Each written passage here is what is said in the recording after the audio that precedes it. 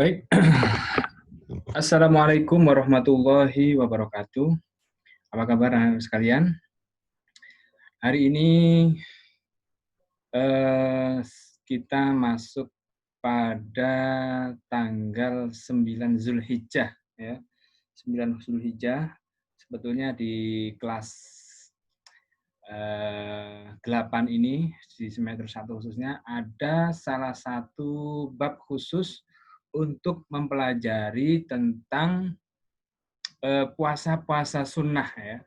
Salah satunya adalah puasa sunnah Arafah. Ini sedikit ya, agak melenceng sedikit tentang puasa Arafah. Karena hari ini puasa Arafah, Ustadz ingin sedikit membahas tentang puasa Arafah.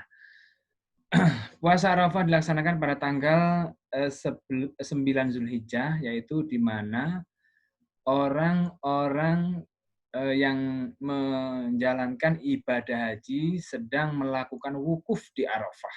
Makanya dinamakan puasa Arafah. Bagi umat Islam yang tidak menjalankan ibadah haji, maka disunnahkan bagi mereka untuk berpuasa di tanggal 9 Zulhijjah, yaitu puasa Arafah. Puasa Arafah adalah puasa yang dapat menghapus 1 tahun, ya, 1 tahun dosa-dosa kita yang telah lalu. Oleh karena itu, bersyukurlah anak-anak sekalian yang pada hari ini menjalankan puasa Arafah, ya. Mudah-mudahan puasa kita diterima oleh Allah Subhanahu wa taala. Amin amin ya rabbal alamin. Baik, anak-anak sekalian,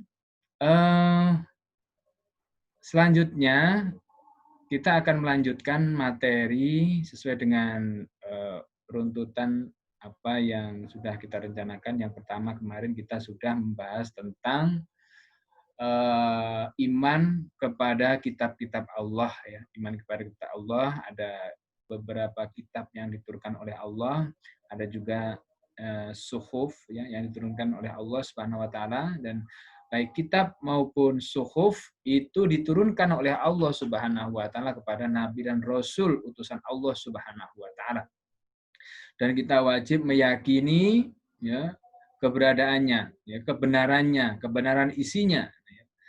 Akan tetapi untuk kita sebagai umat Islam, umat Nabi Muhammad SAW, ada perbedaan cara mengimani, ya.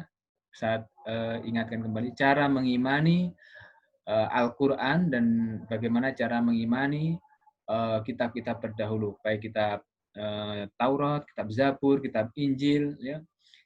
Tentunya berbeda. Kenapa? Karena sesungguhnya Al-Quran ini turun, ya, Al-Quran turun untuk melengkapi, ya. Berarti apa? Berarti kitab-kitab terdahulu itu belum lengkap, ya, kurang lengkap. Oleh karena itu diturunkanlah Al-Quran untuk melengkapi ajaran-ajaran yang ada di dalam kitab-kitab terdahulu, ya. Dan banyak mungkin ada kesamaan dan juga ada perbedaan-perbedaan, ya. Tentunya baik dari tata cara mungkin peribadatan, mungkin cara hukum-hukum berhubungan dengan orang, ya, atau hukum sosial dan lain sebagainya, tentu mungkin ada perbedaan antara umat-umat terdahulu dengan umat-umat sekarang. Contohnya saja, umat-umat terdahulu itu puasanya, contohnya aja perintah puasa, ya, perintah puasa. Kalau puasa pada zaman Nabi Daud itu bukan sebulan seperti umat Islam. Umat Islam puasanya hanya bulan Ramadan, ya, bulan Ramadan 1 bulan selesai. Setelah itu, selain itu adalah sunnah. Tapi kalau umatnya Nabi Daud itu, ya, puasanya sepanjang tahun, mulai dia akil balik sampai dia meninggal, dia wajib berpuasa. Puasanya sehari puasa, sehari tidak, sehari puasa, sehari tidak, dan seterusnya. Ya, itu salah satu contoh perbedaan dari apa ajaran-ajaran terdahulu dengan ajaran-ajaran Nabi Muhammad SAW, ya.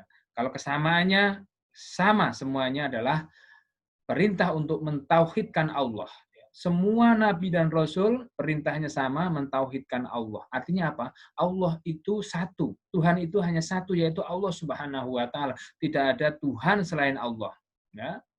tidak ada Tuhan selain Allah. La ilaha illallah, tiada Tuhan selain aku bersaksi tiada Tuhan selain Allah. Itu ajaran yang sama dari mulai Nabi Adam sampai Nabi Muhammad. Ajaran itulah yang sama, ya, kesamaan dari ajaran terdahulu. Yang lain-lain mungkin secara peribadatan dan lain sebagainya mungkin ada perbedaan. Nah ini tentunya Ustaz urang sedikit ya untuk apa namanya, perbedaannya adalah tentunya kalau Al-Quran ini tidak hanya diyakini tapi juga diamalkan ya dalam perbuatan sehari-hari. Apa yang ada di dalam Al-Quran kita amalkan, itu intinya ya, inti daripada kita beriman kepada kitab-kitab Allah Subhanahu wa taala, dan bagaimana cara mengimani kitab-kitab terdahulu dan kitab-kitab yang diturunkan oleh Allah kepada Nabi Muhammad Shallallahu Alaihi Wasallam. Baik, anak sekalian, kita akan buka materinya. Oke. Kapan ada? Oke. Yang kedua ini kita akan membahas tentang kalau kompetensi intinya mungkin masih sama ya. Pelajaran kita masih sama ya, pendidikan agama Islam kelas 8A SMPT Cordova. Kemudian kalau kita buka slide-nya ya ke bawah ada kompetensi inti ya. Masih sama, kompetensi intinya sama dengan bab yang sebelumnya, yaitu menghargai dan menghayati ajaran agama yang dianutnya. Ya, secara umum seperti itu. Kalau dulu kompetensi inti ini adalah bisa juga dikatakan tujuan umum, secara umum sekali.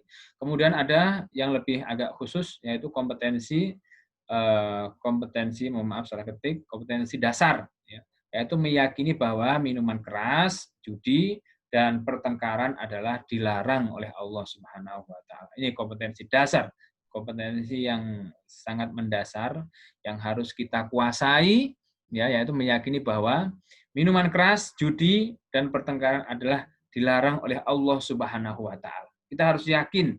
Ya, ini perintah Allah, ini larangan Allah, ya, harus dijauhi dan seterusnya. Ini kalau anak Cordova tidak meyakini ini, ini pertanyaan besar. Ya, pasti ada yang keliru, pasti ada yang salah. Apakah yang salah gurunya atau orang tuanya atau lingkungannya? Kalau tidak meyakini minuman keras, judi, dan pertengkaran adalah dilarang oleh Allah. Jangan sampai ada anak Cordova bilang judi tidak apa-apa, astagfirullah, atau mengatakan minuman keras tidak apa-apa, itu sesat ya. Itu bukan ajaran Islam. Tapi dalam Islam sudah jelas. Nanti akan kita kupas habis tentang mengapa, juga alasan-alasan kenapa diharamkan. Selain juga sudah jelas itu adalah perintah daripada Allah Subhanahu wa taala atau larangan dari Allah Subhanahu wa taala. Perintah untuk menjauhi, ya, larangan untuk menjalankan. Oke, kita lanjut. Kompetensi dasar sudah yang tadi ya, meyakini, wajib kita yakini. Kemudian kisi-kisi atau kompetensi yang lebih mendasar lagi yang akan, atau mungkin sub pokok bahasan yang akan kita bahas nanti. Yang pertama adalah pengertian minuman keras. Minuman keras itu seperti apa, judi dan pertengkaran itu seperti apa.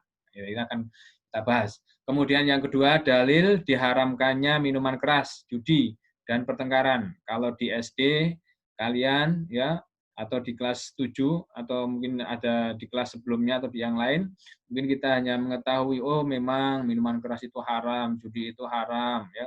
Kemudian pertengkaran itu nggak boleh. Mungkin cuma itu. Tapi di SMP IT Cordova, kalian harus tahu ya dalilnya. Ya, sebagai sekolah Islam, sekolah yang mempelajari Islam yang lebih mendalam, maka kalian juga harus tahu dasar-dasarnya. Ya, jangan asal bicara, tapi tidak tahu sumbernya dari mana. Ya. Oh, judi itu haram. Terus kata siapa?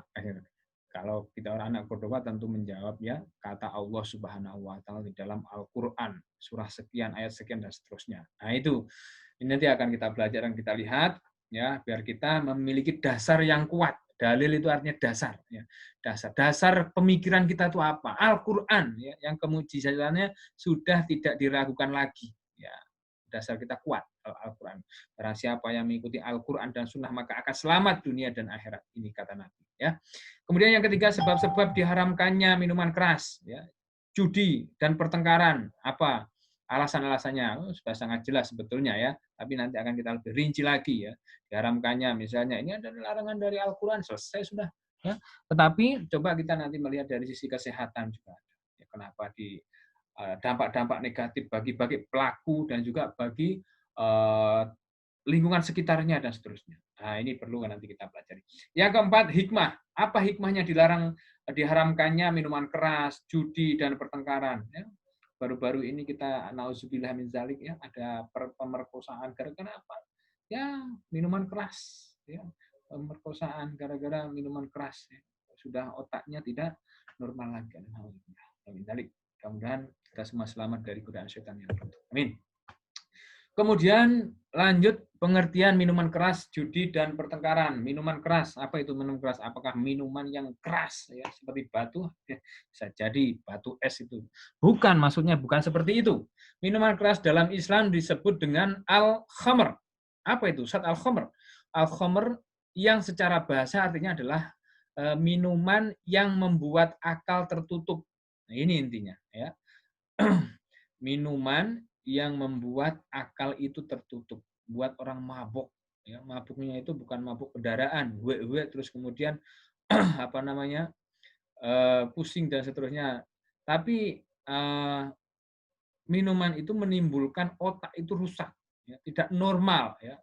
Kadang ngomel dan seterusnya, ngomongnya juga nggak jelas ya, karena rusaknya otak. Atau juga disebut dengan as-sakar, ya, yang artinya segala sesuatu yang memabukkan. Segala sesuatu yang memabukkan. Ini menurut bahasa.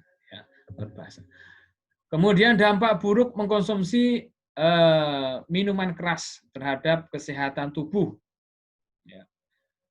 Tadi semua minuman yang memabukkan, yang intinya adalah membuat akal kita tidak normal. Nah, itu adalah khamr namanya ya, khamr. Minuman apapun yang memabukkan baik banyak atau sedikit haram. Yang pertama, ya dampak buruk mengkonsumsi miras terhadap kesehatan tubuh. Yang pertama menjadi penyebab kerusakan otak. Ini salah satu penelitian ya, artinya menurut kesehatan minuman keras itu sangat tidak baik untuk otak, kesehatan otak. Kesehatan tubuh juga tidak baik ya, minuman keras. Kemudian gangguan fungsi hati, ya, liver, dan seterusnya, memicu hipertensi, meningkatkan risiko kanker, mengganggu perkembangan janin, dan lain sebagainya. Banyak sekali madorotnya, banyak sekali dampak buruknya, ya, dampak buruknya. Oleh karena itu yakinlah, ya, yakinlah. Apalagi kita sebetulnya tidak perlu dipaparkan seperti ini, kita sesungguhnya harusnya sudah yakin kepada Allah. Apalagi kalau kita benar-benar beriman kepada Al-Quran, ya, kepada Allah, beriman kepada Rasulullah. Ya, sebetulnya tidak perlu dipaparkan seperti kalian sudah harusnya sudah yakin. Tetapi tidak ada salahnya. Ini pemaparan ya, menurut hasil penelitian, ya, memang nggak ada manfaatnya. Mungkin sudah banyak yang membuktikan. Kalian bisa cari sendiri di internet dan sebagainya. Ya. Kemudian pengertian judi. Apa itu judi? Judi dalam hukum syariat Islam disebut dengan maisir dan kimar, yang artinya adalah transaksi yang dilakukan oleh dua belah pihak, transaksi yang dilakukan oleh kedua belah pihak untuk memiliki suatu barang atau jasa yang menguntungkan satu pihak dan merugikan pihak lain dengan cara mengaitkan transaksi tersebut dengan suatu aksi atau peristiwa. Misalnya ada ini aksi ya, ada yang aksi, ada orang tinju ya, misalnya Mike Tyson melawan Holyfield lagi tinju, taruhan ya, kalau Mike Tyson menang, ini HP ya, ambil misalnya. Kamu taruhan apa misalnya? Oh saya pasang laptop. Kalau ternyata Holyfield yang menang, maka laptopmu sambil, misalnya seperti itu. Artinya apa? Mengaitkan transaksi dengan suatu peristiwa, kejadian. Nah, atau judi bola, misalnya. Oh, pasang satu, nanti berapa? Siapa yang menang? Liverpool atau Chelsea misalnya. Nah, itu. Kalau cuma tebakan enggak apa-apa, tapi kalau sudah menggadaikan atau mentransaksikan suatu barang, kalau sampai misalnya ya, kalau sampai Liverpool kalah, nih ambil HP-ku. Ya kan. Kamu taruhan apa misalnya? Ya, kamu taruhan HP juga misalnya. Kalau kemudian itulah namanya judi ya, judi. Ada yang dadu, nanti keluar angka berapa? Ya. Udu, bayar dulu. Ya, terusnya. Transaksi seperti itulah yang diharamkan oleh Allah. Kenapa? Ya, merugikan yang lain. Ya jelas rugi.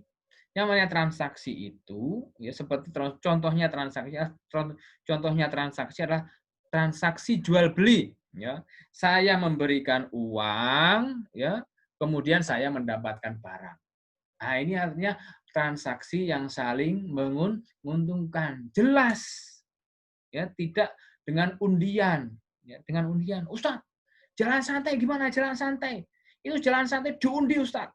Ya, diundi kemudian ada yang dapat mobil, ada yang dapat motor. Gimana, Ustaz? Boleh nggak, Ustaz? Mengundi nasib itu, Ustaz. Nah, ini yang disebut judi, tadi titik terangnya adalah merugikan salah satu dengan yang lain. Kalau misalnya kita beli tiketnya, ya, beli tiket kemudian diundi, ya, yang menang dapat hadiah, kemudian hadiahnya itu dibeli dari uang beli tiket tadi. Nah, itu termasuk namanya judi. Kenapa dia mengeluarkan uang? Rugi. Ya, merugikan salah satu pihak, menguntungkan salah satu yang lain, dan mengaitkan dengan kejadian yaitu mengundi. Ya, mengundi. Kalau door prize, ya, door prize kan kita kan dikasih nomor gitu aja, kemudian diundi ya, kita nggak rugi kan? Jalan sehat ya kita sehat, ya kan? Kita sehat, kemudian kita diundi, kemudian ternyata nasib kita baik, kemudian kita dapat hadiah tanpa mengeluarkan, tidak ada yang dirugikan. Nah, itu boleh. Boleh ya. Nah, mungkin seperti itu. Ini pengertian judi. Mungkin bisa dipahami ya. Kemudian dampak buruk berjudi. Nah, ada dampak buruknya ya. Sebetulnya sudah tidak perlu nanti ada di dalam Al-Qur'an itu jelas ya. Kemudian yang pertama, ya, dampak buruk judi adalah menghabiskan banyak uang. Jelas. Uang udu, bayar terus, beli, nomor, lotre, dan seterusnya. Kemudian belum tentu kita menang. Nah, kita jadi was-was. Menang enggak ini. Dan jika menang, kita akan ketagihan, oh menang. Padahal bandar, ya, nanti ada hitung-hitungannya dalam matematika itu kemungkinan muncul. Kemungkinan muncul itu lebih banyak muncul yang mana? Apa bandarnya atau yang ikut undian, dan seterusnya. Ya kalau kata Bang Haji Roma Irama itu kalau menang itu ketagihan, ya kalau kalah penasaran, kok kalah, hampir menang, kurang sedikit lagi, dan seterusnya. Kemudian yang ketiga, menjadikan diri kita lupa waktu. Oh, karena keasikan akhirnya lupa waktu, lupa kerja, mengharapkan undian menang, ya, nggak menang-menang tapi ya, dan seterusnya. Menambah pikiran, ya, terusnya terpikir terus ya gimana caranya menang, akhirnya cari dukun dan seterusnya. Akhirnya ya itulah namanya kejahatan, namanya keburukan akan lari ke keburukan-keburukan yang lain. Padahal hal tersebut tidak penting. Tidak penting judi itu. Apa pentingnya? Ya. Kemudian yang kelima, terjerumus ke dalam pergaulan yang tidak baik. Yang jelas lah, kalau kumpulan sabung ayam, ya mereka ya pasti kalangan orang mereka yang seperti itu. Ya. Nanti ujung-ujungnya apa? Ya, minuman keras. Nanti ujung-ujungnya apa? Nanti ujung-ujungnya kemaksiatan yang lain. Ya. Perzinahan, dan lain sebagainya. Memang perkumpulannya seperti itu. Kalau kita ingin jadi orang baik-baik, berkumpullah dengan orang-orang yang baik. Kemudian pengertian pertengkaran, ya, pertengkaran yang Ustaz maksud sini ada dua macam ya, ada pertengkaran kecil, ada yang sekedar, ada juga yang skala besar. Ada pertengkaran secara skala kecil adalah rasa marah ya atau rasa benci kepada orang lain. Rasulullah dalam hadisnya menjelaskan yang artinya tidak halal seorang muslim mendiamkan saudaranya lebih dari 3 malam. di mana keduanya bertemu, yang ini berpaling dan yang itu berpaling. Yang terbaik di antara keduanya adalah orang yang memulai mengucapkan salam. Ya, jangan bermusuhan, ya, bertengkaran dan seterusnya, baik diem-dieman dan seterusnya. Ya, tapi yang kata Nabi, ya, yang terbaik adalah yang memberi salam pertama. Dicuekin Ustaz, enggak apa-apa. Ya, kita kan melaksanakan perintah Rasul, mengucapkan salam, ya, salam, ucapkanlah salam, ya. Dicuekin ya nggak apa-apa. Kemudian pertengkaran besar adalah pertengkaran yang keduanya berniat untuk melukai secara fisik bahkan sampai pada niat pembunuhan, ya, baik individu ke individu atau kelompok per kelompok atau bahkan permusuhan pertengkaran yang skala besar. Itu dilarang oleh Allah Subhanahu wa taala kecuali untuk membela diri, ya. Untuk membela diri atau membela kehormatan kita. Boleh kita melawan, ya. Pertengkaran itu namanya bukan pertengkaran tapi membela diri. Kemudian dampak buruk pertengkaran, ya. Timbul fitnah, tidak mendapatkan ampunan dari Allah Subhanahu wa taala, akhlak menjadi jelek, jauh dari surga, mendatangkan musibah, putusnya tali silaturahim, jelas, menjadi orang yang sesat, seolah-olah makan bara api, dibenci Allah, ya, menambah dosa, jauh dari Islam, dapat menjerumuskan pada kekufuran. Banyak sekali buruknya. Dalil, ya, dalil dilarangnya atau diharamkannya minum-minuman keras, berjudi dan pertengkaran. Yang pertama di dalam surah Al-Baqarah, yas'alunaka 'anil khamri wal maisir qul fihima ismun kabirun wa manafi'u lin-nasi wa ismuhuma akbaru min naf'ihima wa yas'alunaka madza yunfikuna qulil afwa kadzalika yubayyinullahu lakumul ayati la'allakum tatafakkarun. Mereka bertanya kepadamu tentang khamar dan judi. Katakanlah pada keduanya itu terdapat dosa besar dan beberapa manfaat bagi manusia, tetapi dosa keduanya lebih besar dari manfaatnya. Dan mereka bertanya kepadamu, apa yang mereka nafkahkan, katakanlah yang lebih dari keperluan. Demikianlah Allah menerangkan ayat-ayatnya kepada supaya kamu berpikir. Ini, ya, surah Al-Baqarah ayat 119. Kemudian di dalam ayat yang lain, ya ayyuhalladzina amanu la taqrabus sholata wa antum sukara hatta ta'lamu ma taqulun. Hai orang-orang yang beriman, janganlah kamu sholat, ya, sedangkan kamu dalam keadaan mabuk, sehingga kamu mengerti apa yang kamu ucapkan. Kemudian di dalam ayat yang lain lagi, ya, ayyuhalladzina amanu innamal khamru wal maisru wal ansabu wal azlamu rizqun min amali syaitan wastanibuhu la'allakum tuflihun. Hai orang-orang yang beriman, sesungguhnya minum khamar, berjudi, berkorban untuk berhala, mengundi nasib dengan panah adalah perbuatan keji, termasuk perbuatan setan. Maka jauhilah perbuatan-perbuatan itu agar kamu mendapat keberuntungan. Kemudian dalil larangan bertengkar dan membunuh. Di dalam hadis disebutkan Rasulullah Shallallahu Alaihi Wasallam, an Abi Hurairah radhiyallahu an Nabi Shallallahu Alaihi Wasallam qala jitanibu sab'al mubiqati qala ya Rasulullah wa ma huna qala sirku bi al sirku billahi wasihru wa qatlun nafsi allati haramallahu illa bil haqqi wa aklur riba wa aklu mal yatimi wa tawali yaumaz zahfi wa qadful muhsanati mu'minati ghafilati. Dari Abu Hurairah radhiyallahu anhu, dari Nabi Muhammad Shallallahu Alaihi Wasallam, beliau bersabda, jauhilah 7 dosa yang membinasakan. Mereka para sahabat bertanya, wahai Rasulullah, apakah itu?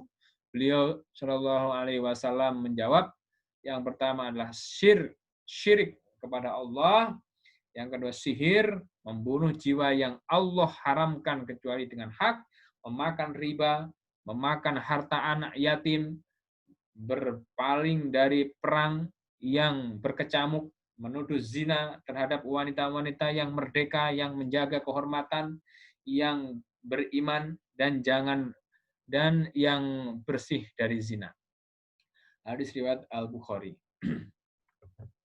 Kemudian dalil Al-Quran, larangan membunuh di dalam surah Al-Maidah ayat 32. A'udzubillahi minasyaitonirrajim.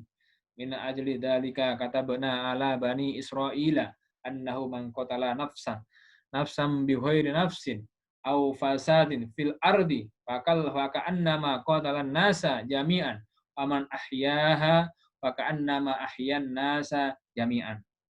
Oleh karena itu kami tetapkan suatu hukum bagi Bani Israel, bahkan barang siapa yang membunuh seorang manusia bukan karena orang itu membunuh orang lain atau bukan karena membuat kerusakan di muka bumi, maka seakan-akan dia telah membunuh manusia seluruhnya. Dan barang siapa yang memelihara kehidupan seorang manusia, maka seolah-olah dia telah memelihara kehidupan manusia semuanya. Ini larangan membunuh. Ya membunuh satu orang itu hampir sama kita membunuh orang lain. Ini yang maksudnya orang nggak ngapa-ngapain, tidak berdosa, gara-gara hal-hal sepele, tidak merusak alam, ya tidak membunuh saudara kita juga kemudian kita bunuh, ya sembarangan. Misalnya karena kita ada orang yang mencuri, kemudian ketahuan takut malu akhirnya dibunuh orang.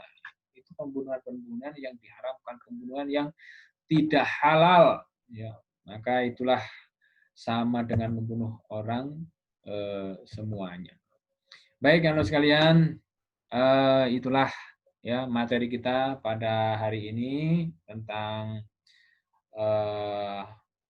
diharamkannya minuman keras, berjudi dan juga pertengkaran ya. Mudah-mudahan apa yang Ustaz sampaikan pada hari ini dapat dipahami dengan baik, dapat diamalkan dan dapat juga disampaikan kepada orang lain ya agar kita mendapatkan keberkahan dari apa yang kita dapatkan dan kita mendapatkan amal jariah ya dari apa yang telah kita pelajari ya. Oke. Baik, sekalian, mungkin itu yang dapat saya sampaikan. Nanti akan ada tugas untuk kalian untuk bisa memastikan, untuk memahami tentang bab 2 ini, atau materi yang kedua. Ya. Nanti tugasnya bisa kalian isi, ya, kemudian kalian foto bisa, kemudian dikirim nanti ke Google Meet juga ya. Nanti akan saya nilai ya tugasnya. Baik, mungkin itu anak sekalian. Kurang lebihnya mohon maaf. Selamat Hari Raya Idul Adha. Mudah-mudahan kurban-kurban kita bagi yang berkurban mudah-mudahan diterima oleh Allah Subhanahu wa taala. Bagi yang belum berkurban, belum bisa berkurban, mudah-mudahan di tahun depan bisa menjalankan ibadah kurban ya. Ibadah kurban ini adalah ibadah sunnah yang sangat dianjurkan oleh baginda Rasulullah. Bahkan kata Nabi, kalau yang dia sesungguhnya mampu berkurban, ya tapi tidak berkurban, maka janganlah mendekati tempat sujudku, tempat ibadahku. Artinya bisa jadi dia tidak dianggap oleh Rasulullah sebagai umatnya, ya, nauzubillah ya. Tapi kalian, Ustaz yakin kalian belum ada yang bekerja, belum ada yang mendapatkan penghasilan yang bisa sampai membeli 1 ekor kambing atau 1 ekor sapi, ya. Tapi mungkin orang tua kalian yang mampu, kalian mungkin yang sedang terkendala ekonomi karena COVID-19, mudah-mudahan COVID-19 ini segera dilenyapkan oleh Allah dari muka bumi, ya, sehingga kita kembali normal, kita bisa kembali bertatap muka seperti biasa di sekolah, ya, kita bisa berlibur, ya, kita bisa ibadah dengan tenang, kita bisa melakukan aktivitas-aktivitas kita seperti biasa. Mungkin itu dari Ustadz, ya. Mohon maaf lahir dan batin. Akhirul kalam, wabillahi taufiq wal hidayah. Assalamualaikum warahmatullahi wabarakatuh.